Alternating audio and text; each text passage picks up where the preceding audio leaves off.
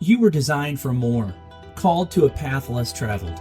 We're not just talking about running miles, we're talking about running a race against the ordinary. This podcast is for the uncommon runners, the ones who hear a different drumbeat. Now, let's explore what it means to be set apart, to run a unique course, and to find purpose in our race we call life. This is the Uncommon Runner Podcast. Hey friends, thank you for joining me today on the Uncommon Runner Podcast. I'm your host, Anthony Gilbert, aka the Scarecrow Runner. Hope you all are doing well. It's been a few weeks since I've recorded one for myself. The last episode was with Aaron Dana, and I enjoyed my conversation with Aaron and what he shares and the passion and the drive that he has to overcome, and he endures and he does some amazing, crazy things, right? And if you haven't listened to that podcast with Aaron Dana, I encourage you guys to go back and listen to it because I think you'll get something out of it. Aaron doesn't quit. Aaron keeps pushing, and Aaron does everything he can to endure to the end. And he is one of those examples I love just to look at because that's what we're supposed to be doing, right? We shouldn't just quit and put our head between our legs and tuck tail and hunker down and just go off into the distance. Now, granted, sometimes it is okay to just throw in the towel because we may be in over our heads, especially if we're undertrained.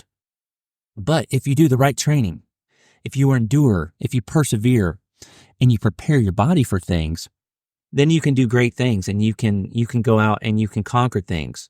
But how many of us know that even if you do all the preparations and you've done all the training, everything seems to be what it needs to be, and then the wheels still fall off?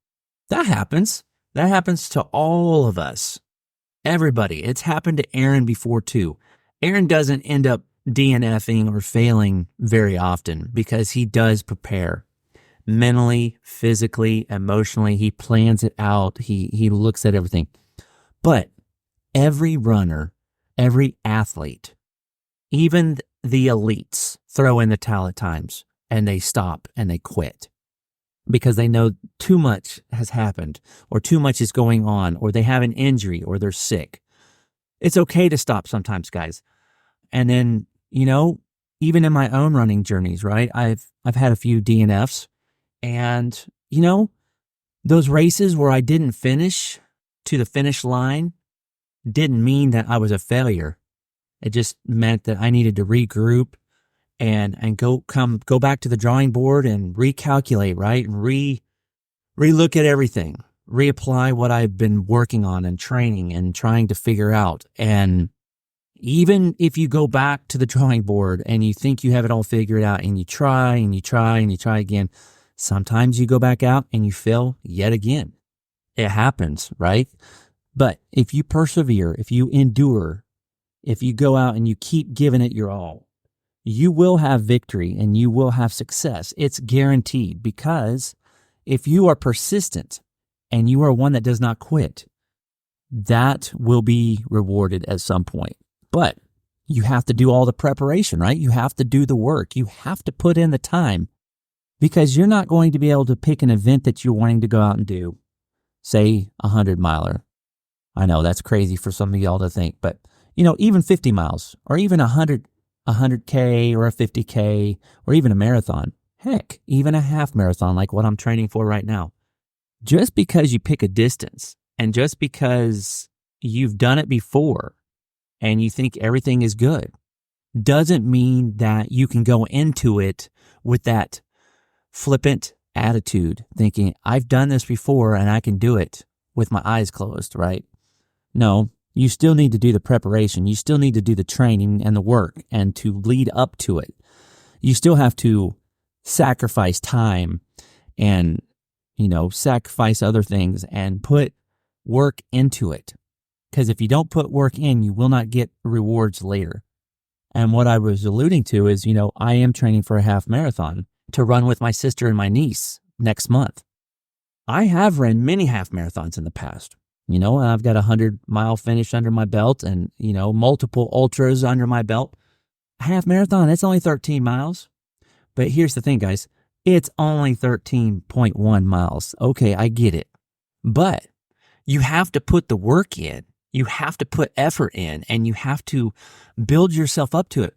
The very first distance race that I ran in college, outside of running the 5Ks and the 8Ks and the 10Ks, was a half marathon. It was at the end of our season. It was the very first half marathon I'd ever ran. And while I hadn't really been training for a half marathon, the amount of distance and the discipline and the work that I'd put in for training for those 8Ks and those 10Ks was going to pay off. I had the base mileage, right? I had the speed work. I had the strength training. I had everything tied into it. And then we went out and we ran a distance that we hadn't truly trained for. We'd ran for races that were 4, 5, 6 miles in length, but we had not ran anything near 13.1 miles. But a lot of our training runs, when we would go out and train for the shorter distances, were actually long. Sometimes we would go out for 8 to 10 miles. So we had mileage, and coach knew that we could do it. It's just we didn't know what we were getting into. So when we signed up to run that half marathon, it was like we just went out to run. And we took off like we would normally run an 8K. And my teammates that I ran with shot out like a cannon, right? Like we always do. Go out and guns blazing, and we're going to go out and we're going to run this half marathon hard. And, we get 5 to 6 miles into it, and where we would normally be finishing at that point, to think, oh, we have another 6 to 7 miles to go, guys. And that's where the separation happened, right? Is several of my teammates who normally were a little faster than me in races, in our college races, at the 8K distance, that 10K distance, they would normally beat me by a bit. I don't remember exactly how much, but they were ahead of me by, probably about a minute. I was consistent, but I wasn't extremely fast. But I still had speed. Don't get me wrong. It wasn't like I was a slowpoke. I just wasn't quite as quick as they were. And so when we're running this half marathon, which that's been 30 years ago, which is hard to believe, they're flying out there and they're running what they're thinking in their minds like they would an 8K and putting in nice splits. And we get to the halfway point of the half marathon and they got a little bit further and they were dying, guys, not physically dying, but they were literally, in their minds, they were dying. They felt like they were dying. And so they shut it down, right? And they started running slower. And they switched to that mode of, we're just going to grind it out and we're going to finish mindset. And I was with them, or I had been behind them, and I caught up to them, and we paced each other for a while.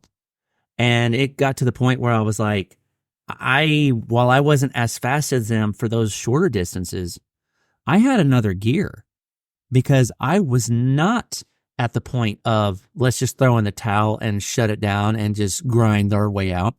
I still had gas in the tank, right? I still had fuel in the reservoir. There was still more in there for me to dig into and to grab a hold of.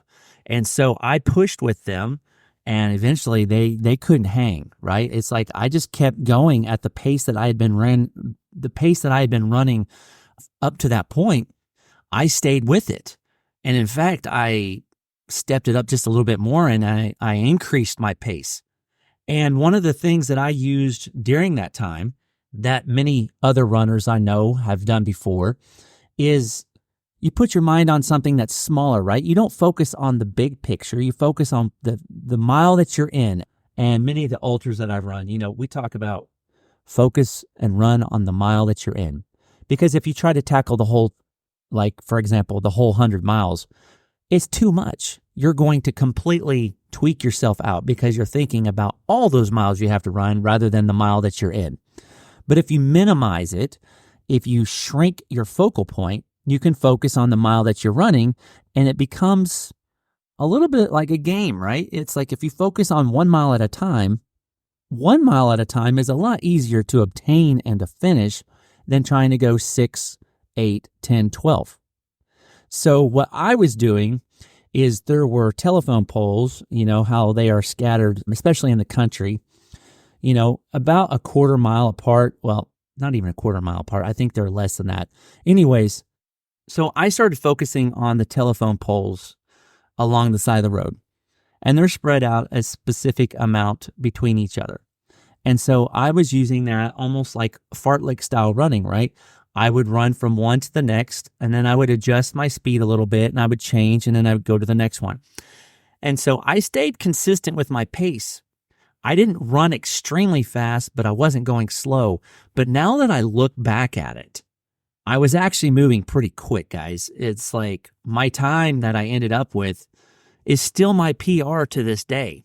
I ran a 1 hour and 38 minute half marathon. Now, to elites, that is not fast. To many others that run, it's still not fast, because there are people that I know personally that go out and they'll run an hour and 20 minutes or an hour and 30 minutes or even an hour and 15-minute half marathon. And in my mind, I'm like, holy cow, that's moving. But then there's also a lot of people that I know that they go out and they run an hour and 50, a 2 hour or 2 hour and 5-minute half marathon. The whole point of us training, guys, is to train to do our best, to train to get out there and endure and to push ourselves. If you're going out and just doing casual running and just running for fitness, that's fine. And I tip my hat off to you because you're out there doing something, and that is awesome. But if you're wanting to push yourself to go out and try to compete in a race, and when I say compete, that means you're trying to get up there amongst the leaders and you're trying to be one of them, you've got to train for that, right? You've got to prepare yourself. You've got to be prepared mentally, emotionally, physically, even spiritually. Why? Because the way I see it is running is much like a spiritual journey, because you're going to experience the highs and the lows. And you're going to experience adversity and challenges. And if you don't have the Spirit of God living inside of you, if you don't have God in your life, you're going to feel empty. Why? Because you're going to face these things. You're going to be challenged with these things.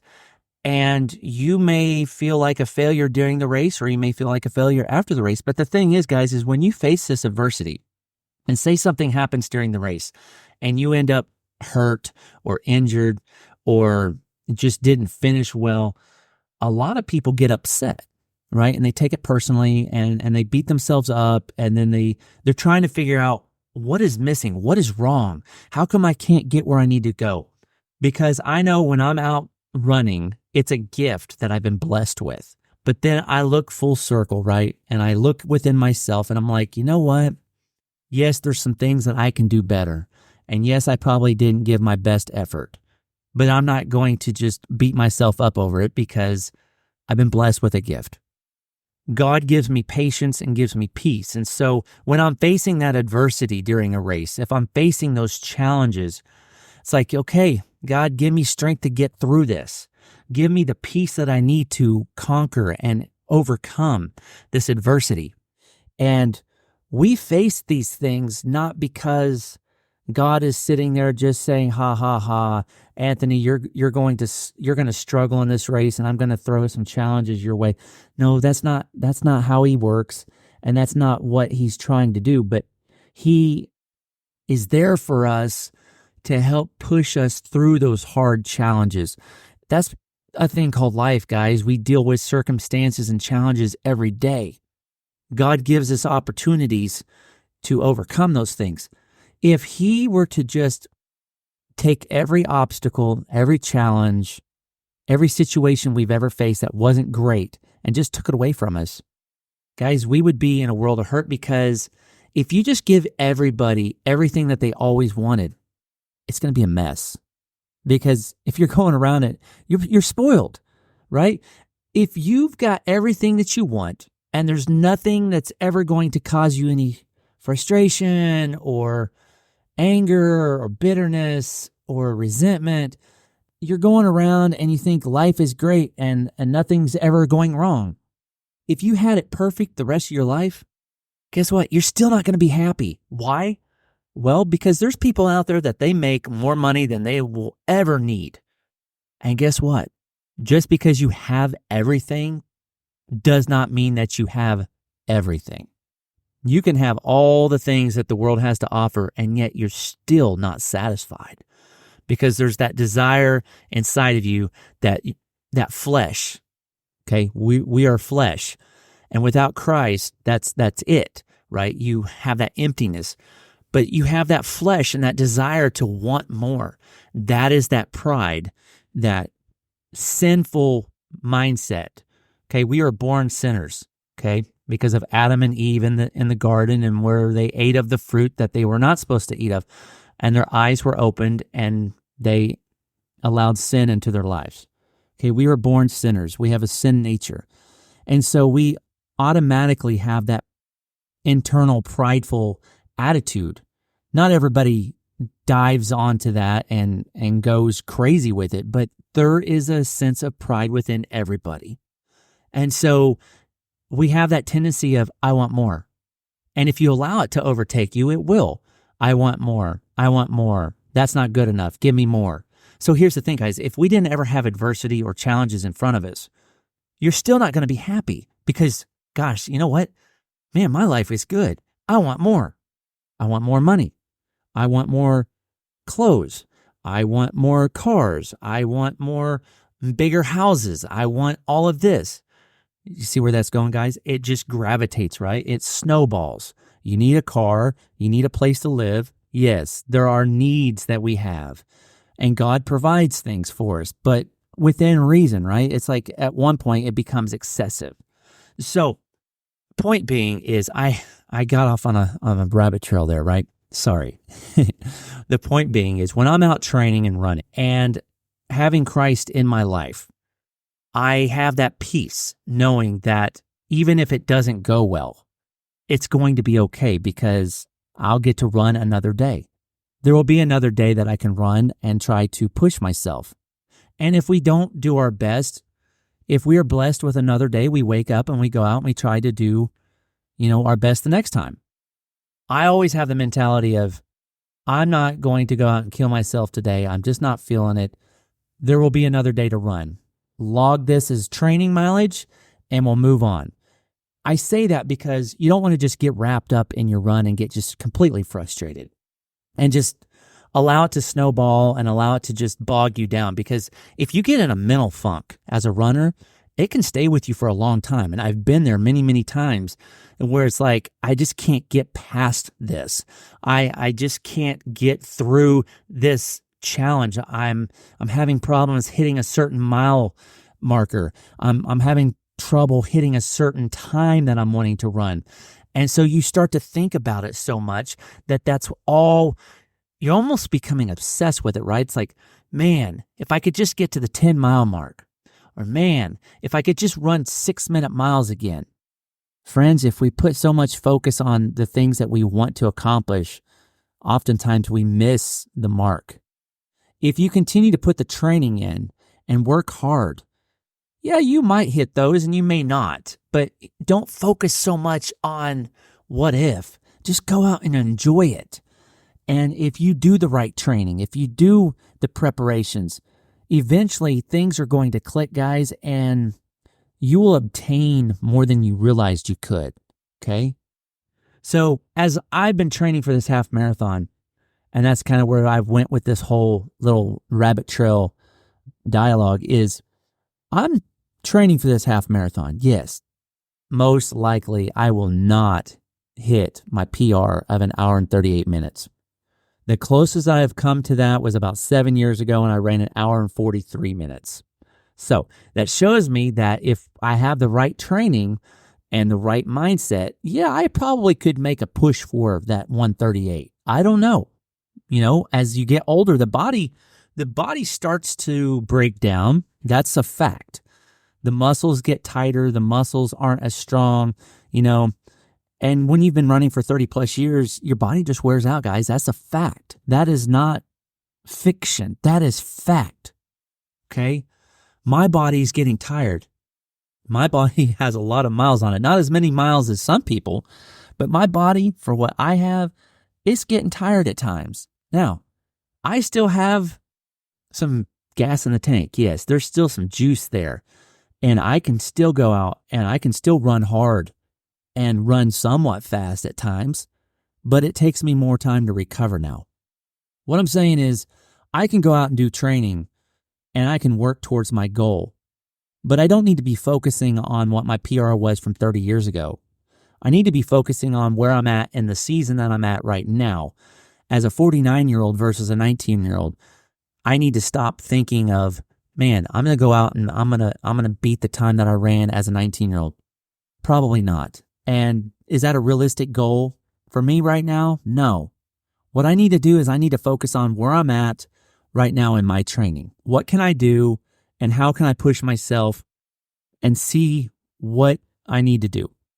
I need to just go out and run that half marathon and set a baseline and see what I can run in the race with the conditions of the race, right? The weather and the other athletes and how I'm feeling.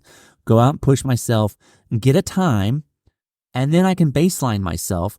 And then if I want to try to go out and get where I need to be and want to run a faster time, absolutely, I can go out and I can start training, because I'm like, say I go out and run an hour and 50-minute half marathon. I've ran faster before, but I've ran slower once before too.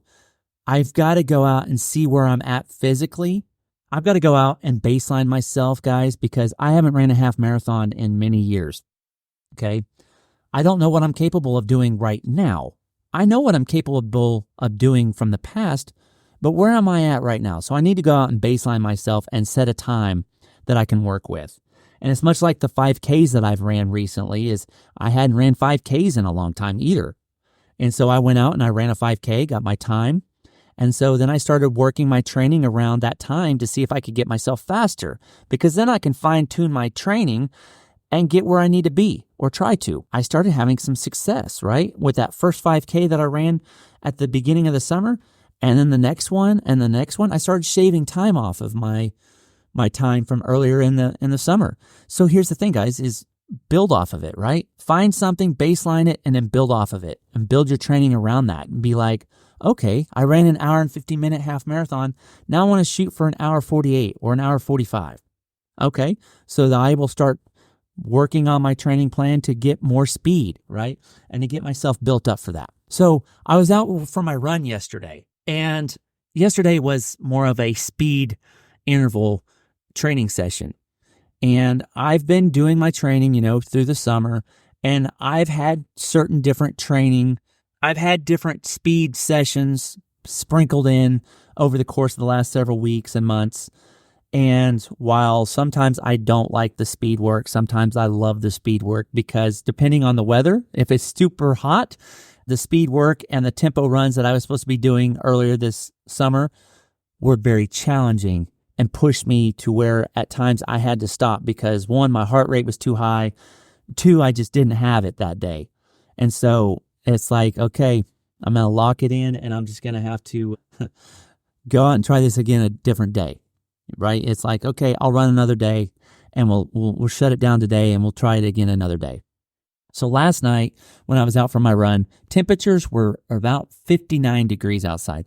Guys, it was beautiful. It was perfect. That's the kind of weather that I love. When it's hotter outside, 80s, 90s, I don't run well. My body temperatures my core just gets too hot and my body just fights it.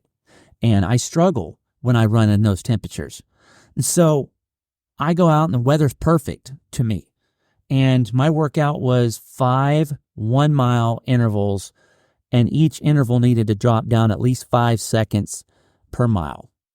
And so I go out, and the first one was, I did a 1-mile warm up just to loosen up. I wasn't feeling 100%. My Achilles was a little tight, a little pain, discomfort, which I was a little concerned about, but it was fine after I warmed up. The first mile was supposed to be an 8-minute mile. And to me, I'm like, okay, that's definitely achievable and obtainable. I go out and I ran my first mile in 7:57. So I was a little faster than what my pace was supposed to be, but that was okay. And then when I have a 2.5-minute recovery in between each mile, that's enough recovery to get the heart rate back down to where it needs to be, resting heart rate, to get ready to ramp it up again, right? And I go out and I run it again, right? The next one, and I go a little bit faster. And the second one was 7:47.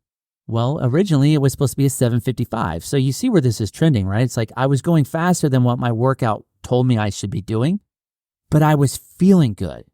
And sometimes, friends, when you're feeling good and you know you have it, It's okay. Just go out and do it, right? Go out and endure and see how you can do it. The next one was a 7:36. So another 10 seconds shaved off. Then mile 4 was a 7:20, and I knocked off 16 seconds. And the fifth interval, I went out and I was like, you know what? I'm just going to push myself on this last one because I still had energy. I was not completely depleted yet because I was still feeling good. I went out and I pushed myself and I got a 6:58. I'm not sitting here bragging about it, but guys, I have not ran below a 7-minute mile in a long time. Where I've been at physically in my training, I've not been at that point for a while. So for me, that was a success. That was a small victory to be able to hit that milestone in the season that I'm in right now. Okay. So now I have a building block, right? I hit a milestone to where I broke 7 minutes in one of my miles. So now going forward, I know what my body is capable of doing, right? I increased my effort and I dropped my times. And now I have a baseline of, okay, I know that I'm capable of going out and running at least a 7-minute mile or a little faster. And so in my next speed work session, if it calls for it, I'll be able to adjust accordingly. So that's the thing, guys, is with all the training that I've been doing lately, it's like you baseline yourself. Where am I at physically? Where am I at in my training? And so I post my workout to Strava. And Strava has AI, or athlete intelligence technology, integrated into it now. And so it reviews all of my workouts recently, right? And so it reviews all the details of my past workouts with the workout that I have now, which this is where technology is great because it will analyze it for me and give me a rundown.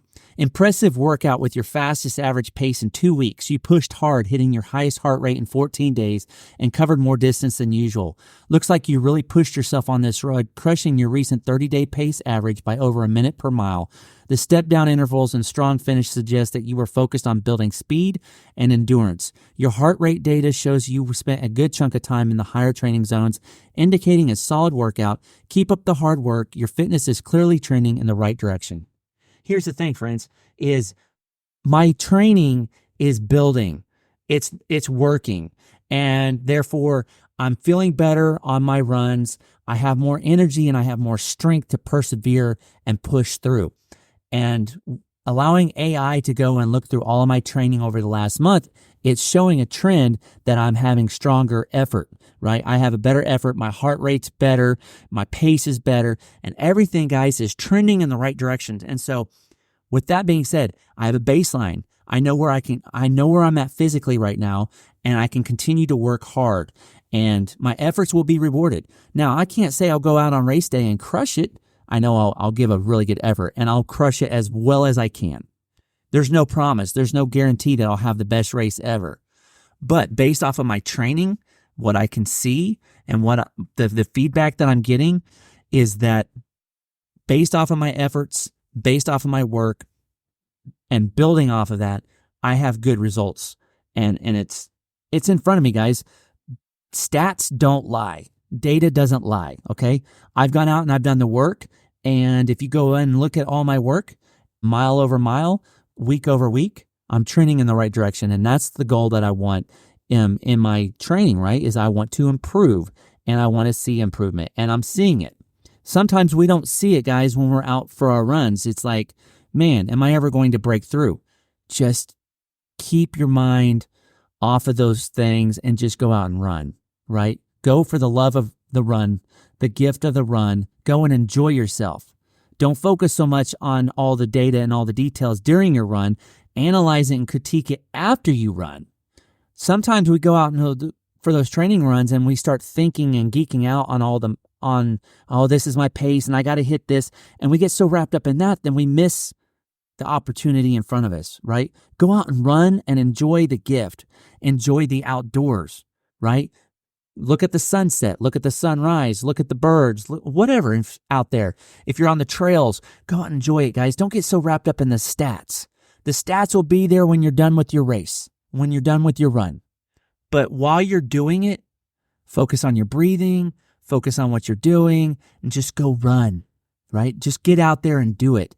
And then go and analyze your stuff later. Because if you continue to go out and show up and get your workouts in, and if you are trending and progressing towards trying to go for a race or whatever, guys, it'll happen, okay? It doesn't happen overnight. It's over the course of weeks and months that you put your training in that you will start to see those efforts improve, and you'll start to see the results. Just don't focus on it for that specific day. Just go out and focus on what you need to do, and that's don't trip, don't fall, breathe, and just run. I want to share a scripture with y'all that's kind of ties into the context of today's podcast, okay? It comes from Isaiah chapter 40, verse 29. He gives strength to the weary and increases the power of the weak. Even youths grow tired and weary, and young men stumble and fall, but those who hope in the Lord will renew their strength. And when I read that during my devotional this morning, it made me think of the interval training that I did last night, okay? We do get tired, all right? And we do oftentimes have efforts where we feel like we're weak and we're incapable of doing something, and we do stumble and fall. But it was like what I was telling you, when I have Christ in my life, I know that he gives me strength. When I'm weak, he is strong. And when I don't feel like I have enough, his grace is sufficient for me. He gives me the strength to pull on. Okay. So when I'm out there running and I just don't feel like I have it, and I just don't feel like I deserve to be out here, I just pray, God, give me strength to get through this. Thank you for blessing me with the gift. I give him praise and I give him thanks for blessing me with the opportunity to be out to run. And here's the thing. Don't get so wrapped up, like I said, don't get so wrapped up in the stats. Don't get so wrapped up in all the details that you miss the whole reason why you're out there. Go out and enjoy yourself. You are going to have runs where they suck. You are going to have runs where those bad runs make those good runs even more rewarding. So like last night, I had one of the best runs I've had in months. But guess what? I'm going to have some runs up ahead that are probably going to be junk in my mind. It'll be like junk miles. It won't be anything that I will be proud of. The temperature might be warmer than I want, and I just don't feel good, and I just don't have a good end result. Don't give up. Don't let that one run detour for all your training. Just chalk it up as training miles and move on to the next one when you have that opportunity. Okay? Don't get so wrapped up in the details. Just go out and enjoy the run. And so just kind of the whole moral of the story, guys, is you have to train and you have to prepare. And if you don't do the training or the preparation, you're not going to get the results that you're looking for. But remember, you go out and you do the training and you do the preparation, you will put yourself in a position to be successful. It may not be what you think you deserve, but if you keep working out those goals and you keep trying, you will get there at some point. Doesn't mean you're going to go out and break records. Doesn't mean you're going to go out and get a PR every time. Your efforts will be rewarded, friends. Doesn't mean you're going to get a PR. Doesn't mean you're going to go out and run the fastest you've ever run or go out and crush and set records. But the thing is you're going to go out and you're going to feel accomplished. And that's the thing is, enjoy the mile that you're in. Run the mile that you're in and enjoy the journey, okay? Focus on the season that you're in now. Don't let comparison steal your joy. Comparison is the thief of joy, is what I often hear. And I have to remind myself of that. If I'm constantly comparing myself to my former self, my younger self, oh, well, I used to run this, and I used to run it at this time. You are comparing yourself to your former self, and you're robbing yourself of the opportunity that you have before you now. Okay, so I ran a certain time when I was 19 years old. Well, I'm now 49 years old. I'm older. I'm more seasoned. I'm more experienced. Yes. Run the mile that you're in now and be thankful for the miles that you get to run at the age that you're at now. Now, if you're in your prime and you're listening to this, guys, go out and do the best that you can. Put the effort in and you'll get rewarded. Okay. I'm speaking from I have the experience where it's like, okay, I'm at the end of my running journey, right? Because I've put all those miles in and all those years. Yes, I'm going to continue to run as long as I can, But I'm not at the beginning of my running journey like many of you might be. I'm not in my prime like some of you might be that are college athletes or high school athletes. If you're at that spot in your career or your running journey, man, just enjoy it and just go out and give your best, right? 110% and pedal to the metal. Enjoy it while you can. You might be 40 years old or 50 years old and you're just starting your running journey. Congratulations. Way to go. The thing is you're out there and you're doing something. But don't compare yourself to someone else and don't compare yourself to where you used to be. Thank you, friends, for joining me today on the podcast today. I hope you got something out of my rambling. I hope it makes sense to some of y'all, and just wanted to share a little bit that was on my heart, on my mind, on my spirit, and I just mainly want to get out here and encourage you guys to go out and run and enjoy running, but also to remember that God is at the very middle of it all.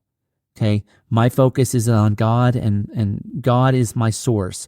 And I have to share the good news of Jesus Christ. And that is the focus of this podcast going forward is He is my source and He is my strength. And when I'm weak, He is strong. Just like the verse that I read today, and I'll read it again. He gives strength to the weary and increases the power of the weak. I hope you guys will continue to follow along with me in this journey as we podcast and we share things. And until next time, we'll see you down the trail. Have a blessed day.